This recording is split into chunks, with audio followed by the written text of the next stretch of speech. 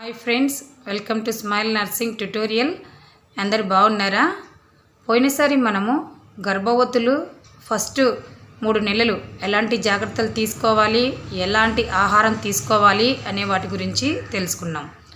మీరు గన మొదటిసారి ఈ ఛానల్ చూస్తూ ఉంటే యూట్యూబ్ ఓపెన్ చేసి స్మైల్ నర్సింగ్ ట్యుటోరియల్ అని టైప్ చేసి సబ్స్క్రైబ్ చేసుకోండి. ఏమైనా వీడియోలు అప్లోడ్ చేస్తానే వెంటనే నోటిఫికేషన్ వస్తుంది, మీరు చూడొచ్చు. ఓకేనా ఫ్రెండ్స్, ఈరోజు మనము రక్తహీనత గర్భవతులు మరియు గర్భం లేని వాళ్ళల్లో ఎలా ఉంటుంది, వాటి నుంచి ఎలా బయటపడాలి అనే వాటి గురించి తెలుసుకుందాం.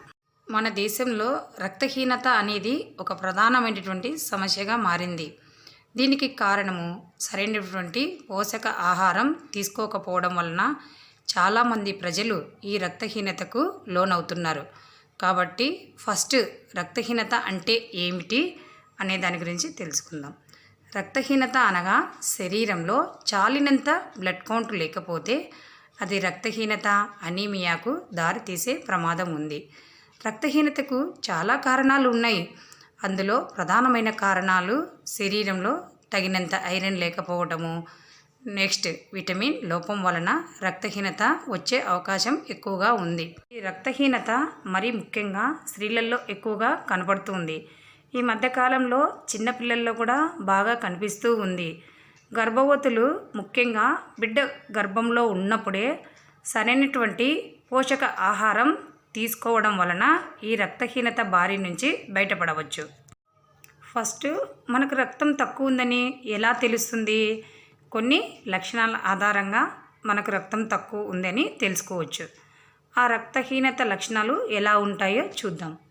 ఫస్ట్ నాలుక, కనురెప్పల క్రింద భాగం తెల్లగా ఉండటము. తర్వాత గోళ్ళు చూసినారా, కొందరికి తెల్లగా పాలిపోయినట్లు ఉంటాయి, అలా ఉండటము. బలహీనంగా ఉండటము. తర్వాత చిన్న చిన్న పనులకే అలసిపోవటము. కొద్దిగా దూరం నడవగానే ఆయాసం రావటము. ఏదైనా పని చేయాలన్నా ఆసక్తి లేకపోవడము. ఇలాంటి లక్షణాలన్నీ రక్తహీనత లక్షణాలు. కాబట్టి ముందుగానే మనం తెలుసుకొని సరైన జాగ్రత్తలు తీసుకుంటే ఈ రక్తహీనత బారిన పడకుండా కాపాడుకోవచ్చు. మనం ఇప్పుడు రక్తహీనతకు గల కారణాలు ఏంటివో తెలుసుకున్నాం. మరి మీ అందరికీ ఒక డౌట్ ఉంటుంది, కారణాలు తెలుసుకుందాము మరి పరిష్కారం లేదా అని.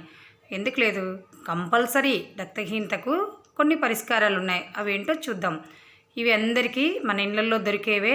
చాలా తక్కువ ఖర్చుతో మనం రక్తహీనత రాకుండా కాపాడుకోవచ్చు. అందులో మొదటిది ఐరన్ ఎక్కువగా ఉండే అన్ని రకాలటువంటి తాజా ఆకుకూరలు, ముఖ్యంగా తోటకూర, గోంగూర, పాలకూర, మెంతికూర ఇలాంటివి రోజు తీసుకోవడం వల్ల రక్తహీనత రాకుండా చూసుకోవచ్చు. రెండవది ఇనుము పుష్కలంగా ఉండేటువంటి బాదం, జీడిపప్పు, ఎండు ఖర్జూరాలు ప్రతినిత్యం తీసుకోవాలి. మూడోది ఇందులో భాగంగానే మొలకెత్తిన పప్పు ధాన్యాలు, వైటమిన్ సి ఎక్కువగా ఉండే నిమ్మ, ఉసిరి, జామ, ఆరెంజ్ లాంటివి తీసుకోవడం ద్వారా రక్తహీనత రాకుండా చూసుకోవచ్చు. నాలుగవది సోయాబీన్ తీసుకోవడం అనేది చాలా మంచిది. ఎందుకంటే ఇది దేహానికి పోషకాలను గ్రహించే శక్తినిస్తుందన్నమాట. అందువలన సోయాబీన్ అనేది ప్రతిరోజు తీసుకోవడం చాలా మంచిది. తర్వాత బీట్రూట్, ఇది అందరికీ తెలుసు.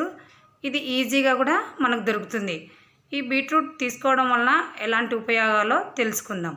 బీట్రూట్ తీసుకోవడం ద్వారా మంచి ఫలితం ఉంటుంది. ఇందులో ఉండే ఐరన్, ప్రోటీన్ రక్తాన్ని శుభ్రపరుస్తాయి. బీట్రూట్ ఆకుల్లో విటమిన్ ఏ అనేది అధికంగా ఉంటుందన్నమాట. కాబట్టి ప్రతిరోజు మనం బీట్రూట్ను ఆహారంలో తీసుకోవడం వల్ల చాలా మంచి ఫలితం అనేది ఉంటుంది. ఆరోది పాలు అనేటి అందరికీ ఈజీగా దొరుకుతాయి. పాలల్లో చక్కెర బదులు బెల్లం వేసుకొని త్రాగటం అనేది చాలా మంచిది. అలాగే బెల్లంతో వేరుశనగలు తినడం వలన కూడా రక్తం బాగా పెరుగుతుంది. ఇంకా మనకి గోధుమ పిండి అనేది అందరిళ్ళల్లో ఉంటుంది. బెల్లం కొంచెం నీళ్ళల్లో వేసి నానబెట్టి ఆ బెల్లం నీళ్ళతో గోధుమ పిండి కలిపి దోశలు వేసుకోవడం వలన కూడా ఈ రక్తహీనత అనేది రాకుండా చూసుకోవచ్చు. తర్వాత తేనె వలన కూడా రక్తహీనత లేకుండా చూసుకోవచ్చు. తేనెలో ఐరన్, కాపర్, మ్యాంగనీస్ అనేవి పుష్కలంగా ఉంటాయి. మనకేమన్నా నీరసం అనిపిస్తే ఒక గ్లాస్ నీళ్ళల్లో ఒక స్పూన్ తేనె తీసుకొని బాగా కలియబెట్టి తాగడం వలన ఇమ్మీడియట్గా నీరసం అనేది తగ్గుతుంది. ఇది మధుమేహం ఉన్నవాళ్ళు అంటే షుగర్ వ్యాధి ఉన్నవాళ్ళు ఈ తేనె అనేది తీసుకోకూడదండి.